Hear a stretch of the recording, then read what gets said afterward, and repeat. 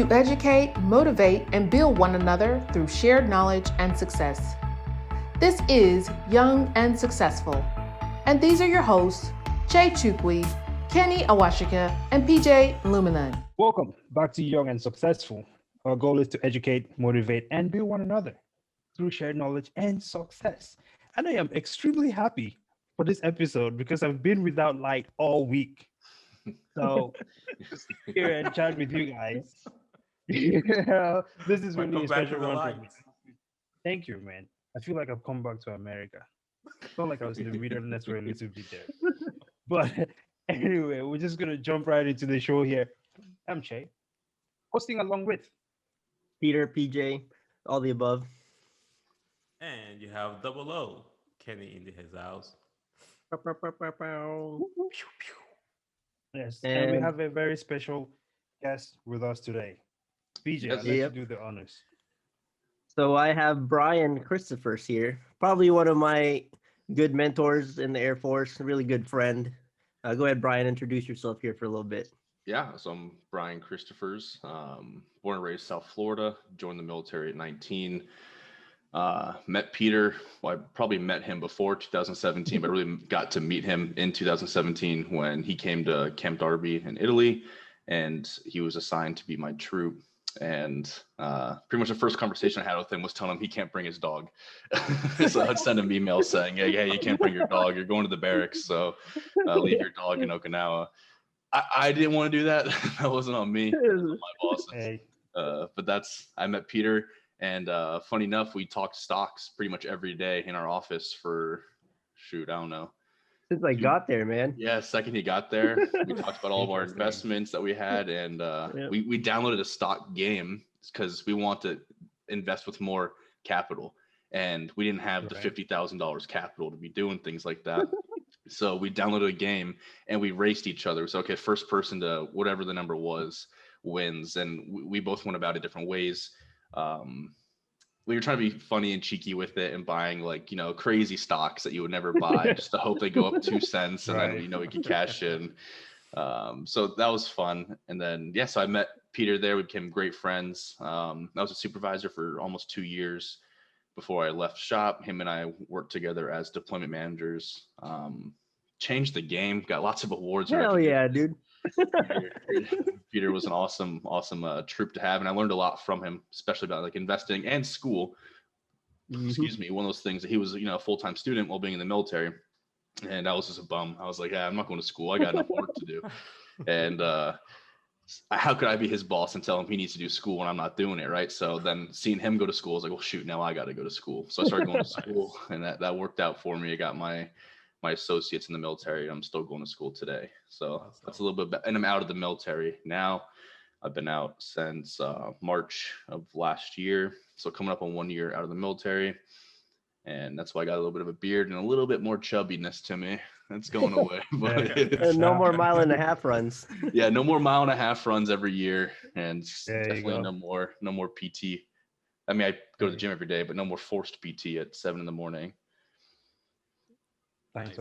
So the reason why the reason why I wanted Brian to be my first guest is because he accomplished a lot in the military. He broke both his knees, ran a half marathon. I did. Passed his PT test with whatever he passed it with. And I think the main focus here is he got out of the military and became successful. And I know for myself, when I'm on the process of getting out, and it's a scary process. So, Brian, what advice do you have? I guess this is gonna be my first question: is what advice do you have for people that are on the fence about getting out, staying in, but leaning more towards staying in because they're scared of the civilian world of getting out? What's your advice there?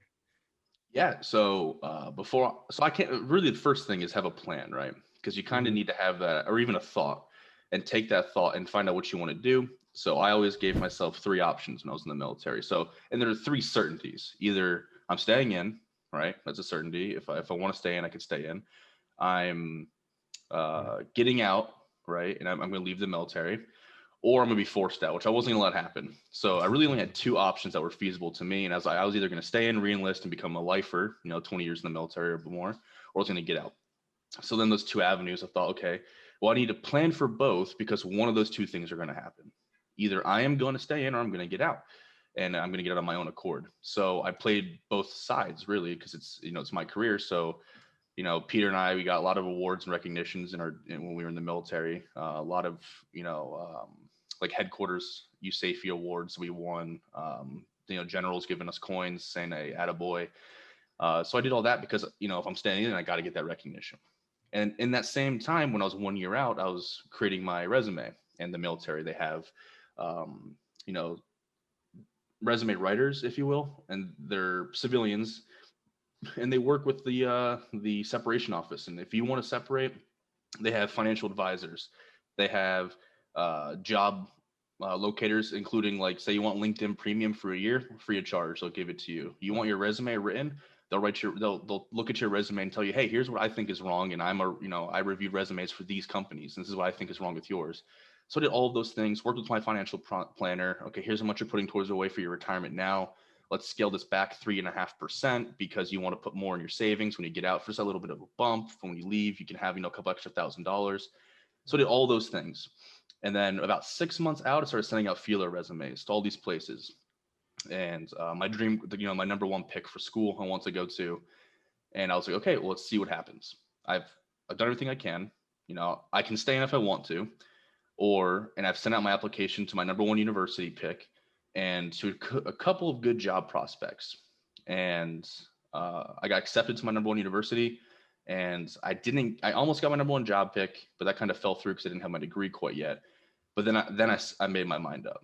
And you did all of this while you were still in the military. So Yeah, you were yeah. basically, wow, nice. So I had that plan, right? And when I got to that 6 month part is when I said, okay, I need to send out my resume. I need to apply to my dream university, not my dream, but the university I want to go to. And doing all that because if they tell me no, they tell me no. And I re-enlist in the military and I'm good to go. I got nothing to worry about. But I had ambitions. I knew what I kind of wanted to do. And I didn't like the idea to me of being stuck somewhere when I thought I could accomplish more.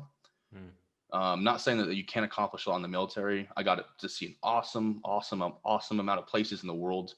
I've traveled all over, got to go to a lot of cool places, got to learn a lot of cool stuff. But I kind of knew I wanted to do something else. 7 years is a long time to be in the military. And I kind of told myself that I was comfortable. And I didn't like how comfortable I was with this because I knew I could do something more. So I said, okay.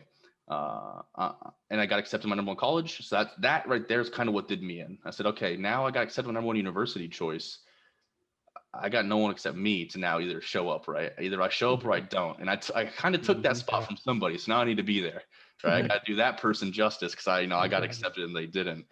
So the rest is history. I separated, used up the rest of my leave. So I got back to the United States March 3rd of 2020, right before the COVID virus hit real bad. And I was in Italy. So I left Italy with all the COVID and I was like, whew, I missed that. That's not going to be an issue for me. And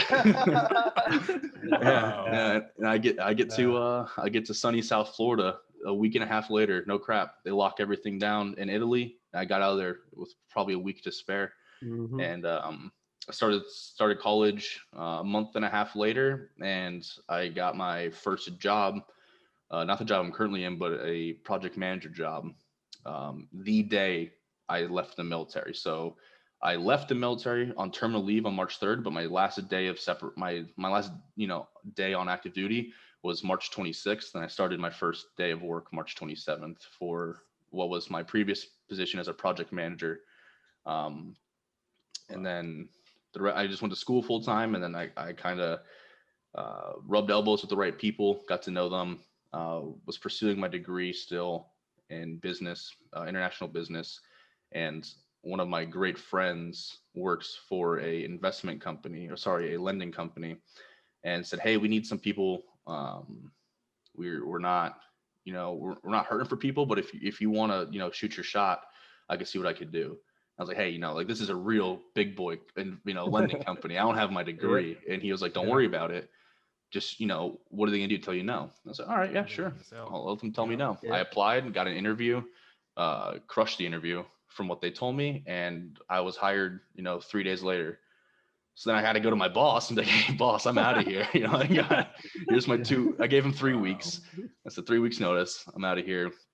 And then in November, I got hired in as an assistant vice president for lending for a top 5, small business lender in the United States. So we work with companies like Morgan Stanley, UBS, Stifel banks, like those huge lending companies.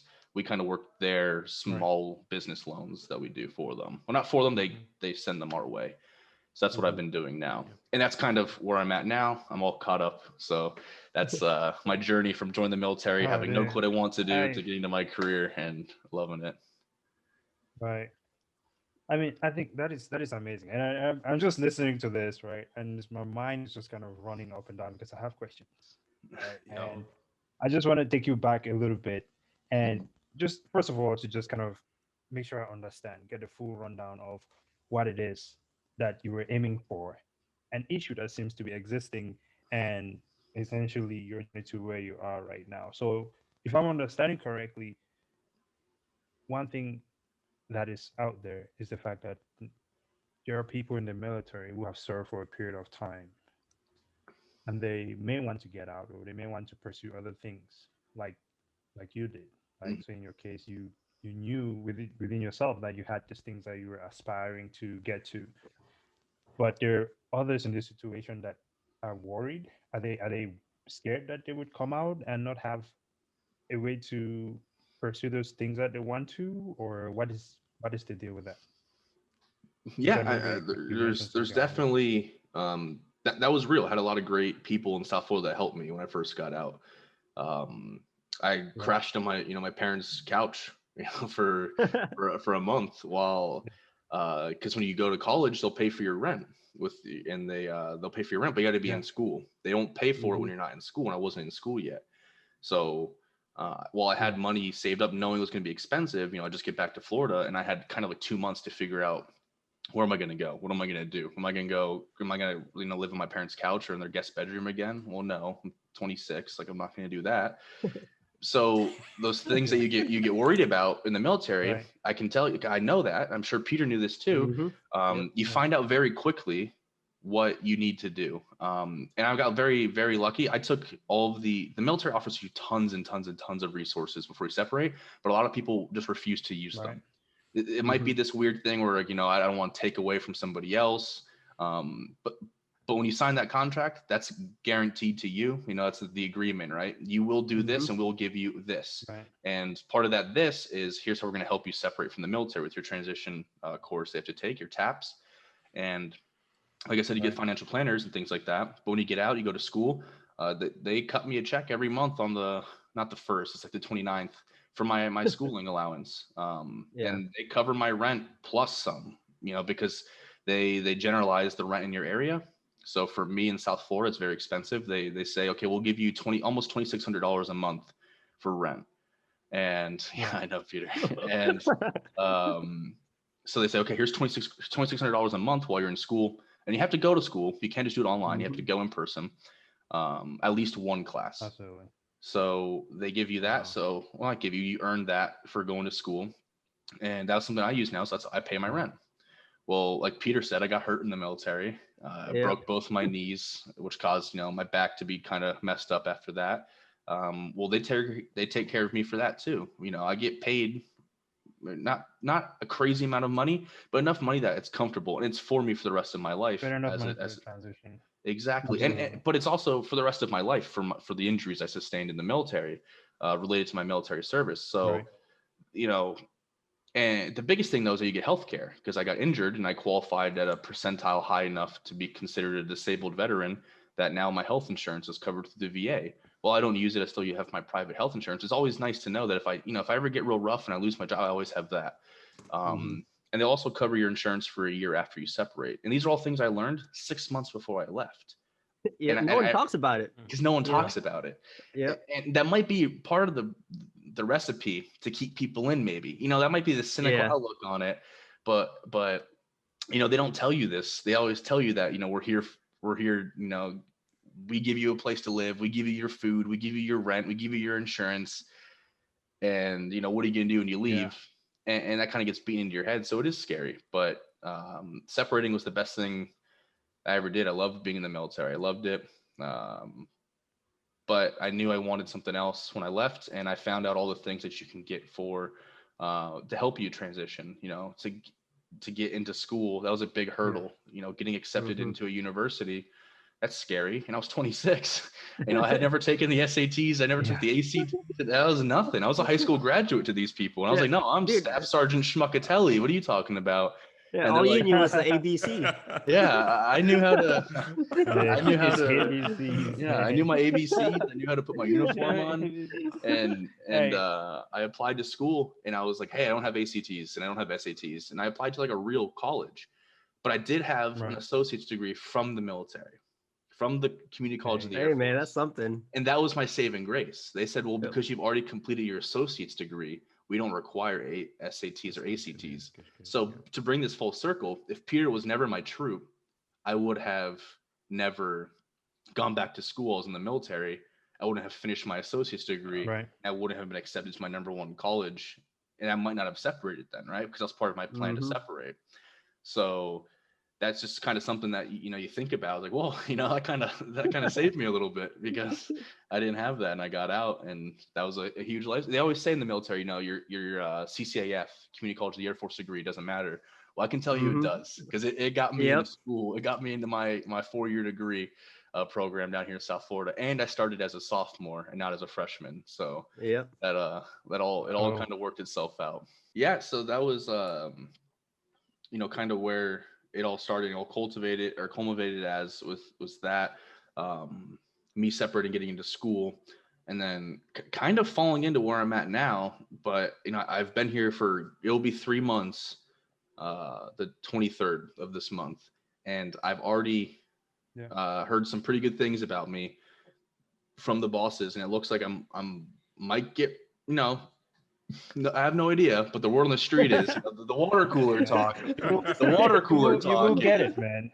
The water cooler talk is I'm in for a promotion. Let's go for it, champ. The water cooler talk is I'm in for a promotion, and I've been there for 3 months, and that's big for me. Embrace the greatness. You got this promotion, dude. Yes. Hell yeah, there you go. That's the type of that's what I need in my life. That'd be fantastic. That'd be a lot of fun. That is the type of energy. That is the type of energy we're all about over here, man. But I think that is really cool. I think one of the biggest things with everything you're explaining, and for me, there's just like one theme that keeps recurring in my mind, is just the consistency and the dedication, right? Because it seems like there is a bunch of moving parts happening, right? From injuring yourself to having this back and forth in your mind. Am I leaving or am I staying, kind of thing like that. But one thing stayed consistent was the fact that you had a goal. You knew that you were aspiring for something greater, and you just kept moving steadily the whole time, right? So for you, I mean, how did you stay on track with that? Because it seems like there is just this one side of your career, if you will, just things that you're trying to achieve, that no matter what seemed to be happening, that was still always moving, right? Going to school, looking for a job, having a plan at some point, even running 2 plans at the same time, right? Just to make sure that you're continuously moving forward. Tell us a little bit more about that mindset for you. Like, what keeps you driven that way? Because despite all the resources that are provided, it seems that some people do not take advantage of it. Yeah, that's true. That's a great question, and I actually think about that a lot. And right, people used to always say you got to be motivated. You have to be motivated. And I think motivation is good. I think it's a lot better to be dedicated. Because anybody can be motivated for 2 weeks. Anybody can be motivated to wake up early for a week to go running. But when you're dedicated, you don't even need that. You just wake up at 6 o'clock and you go, and you start your day and you have your routine. And a lot of that's just kind of routine driven. Right. And, a lot of that, had both my parents were law enforcement. So growing up super strict with that. I mean, they had the routine. They said, okay, we're waking up, even if it's a Saturday, you're waking up at 8 and we're doing our chores and doing X, Y, and Z. So I had that, but I was still a kid, right? So when I joined the military, I was 19 years old. Yeah. You get that first taste of like, okay, this is what discipline is, because it's Mhm. discipline that you can go away from, Right. but you go to jail. So you get to choose if you want to be disciplined or go to jail. And every time I wanted to be disciplined That more is than I true. wanted to go to jail. Yep. So I did that, and then soon enough, 6 years into it, it's your routine. Okay, I go do PT at 3 p.m. I like to run in the mornings, so I'd always take morning PT, and Peter would take afternoon. Yep.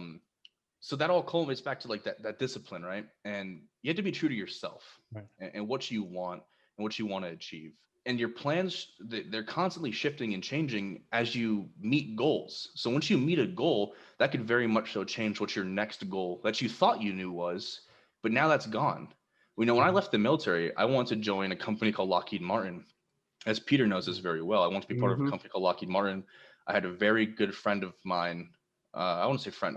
Someone that was a kind of a mentor to me. Worked at Lockheed Martin at a very good position, and was trying to get me a job there. And I had reached out and applied, and I was so certain of it. I was telling Peter I'm going to work for Lockheed Martin. Like that's how Mhm. certain I was going to go work for this company. And sure enough, it fell through. Nothing that either of us could control. The company themselves said, here is why you can't do it, and you don't have a degree. And it's all because I tried to jump ahead of what I had already planned. I already said I was going to go to school. I said I was going to finish my degree and then get my job. But because I thought I could kind of cheat the system, and I knew a guy who knew a guy that could get me in there, I tried to jump ahead. So then I had to restart everything I had planned.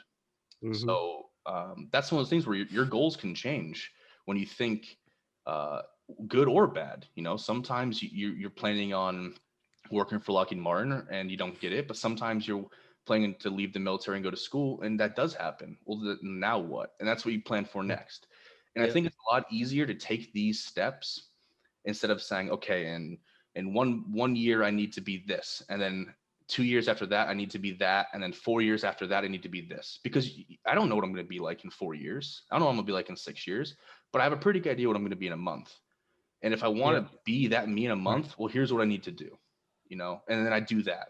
Okay. So with Peter's help, I have a routine, and I've been working out every morning. So that's something that's now part of my discipline. I wake up, I go to the gym, get there at 6:30, work out, come home, go to start my day at the office when my office close, and do all that. And then I leave this, and then I go straight into my schoolwork, because I'm still a full-time student. So every day after work, I get off work around 5:30 or 6.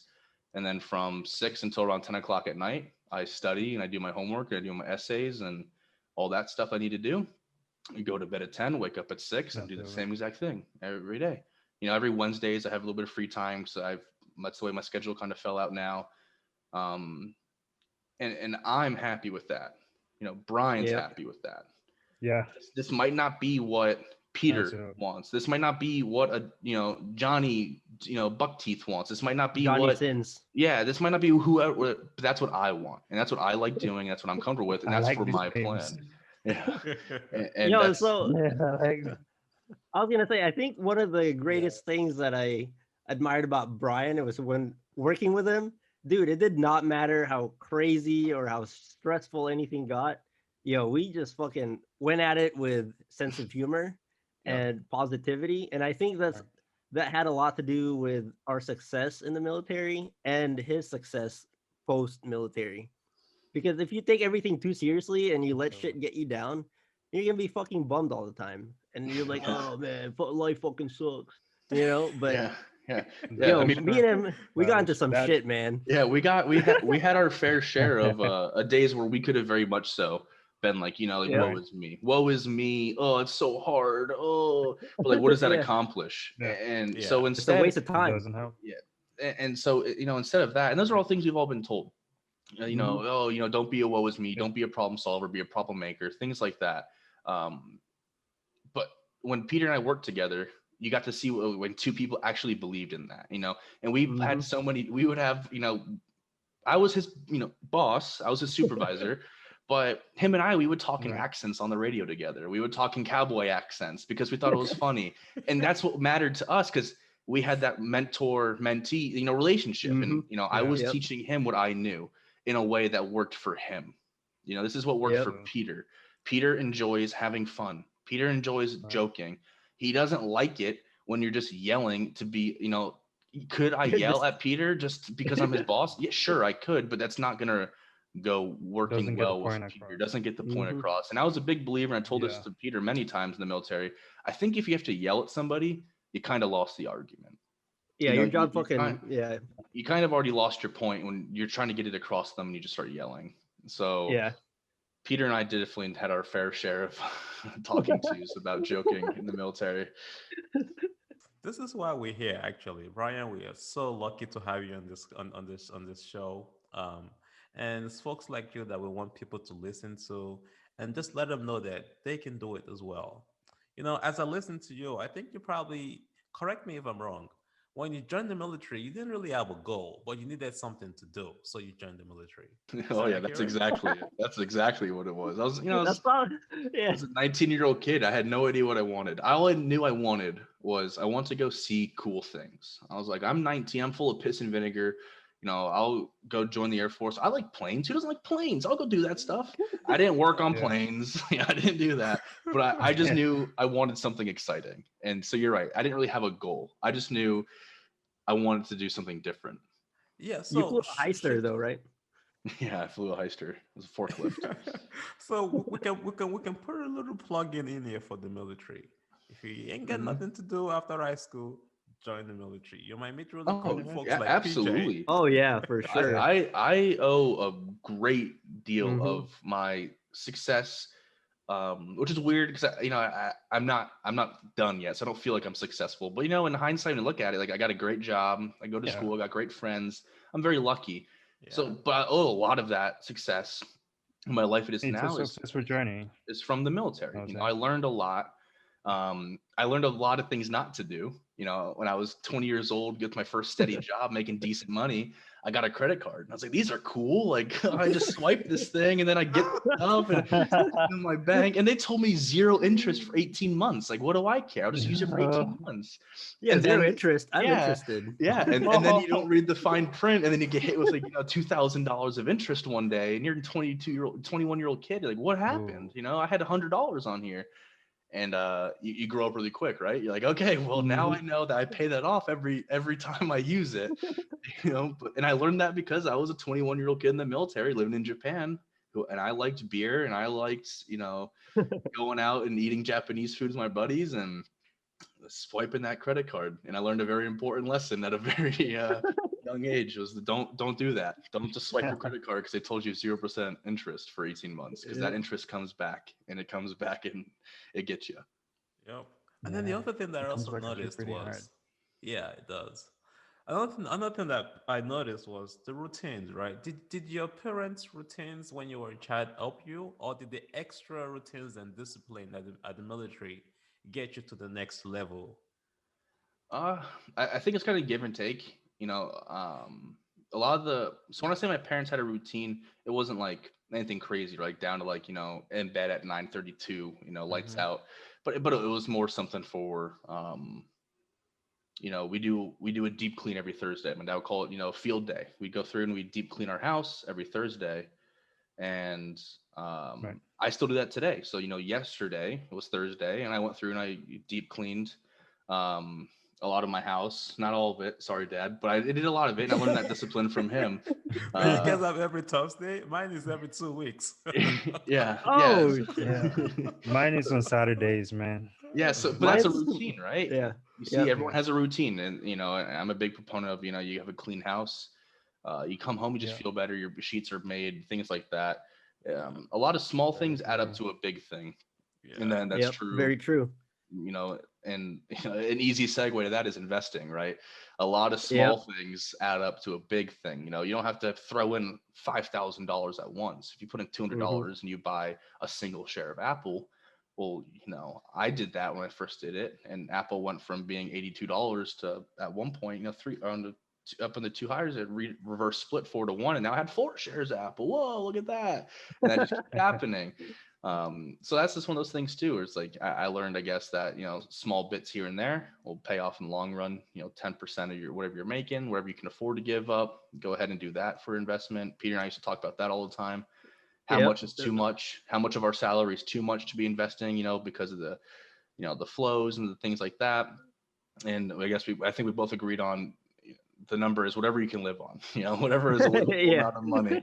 You keep doing the things you like and investing. That's the kind of the goal. So, but yeah. So to answer your question, the routines from the military probably helped the most, just for that lifelong, discipline of realizing how important, setting a time and being there. If I say you're gonna be there at 7:30, you're there at 7:15, that type of thing.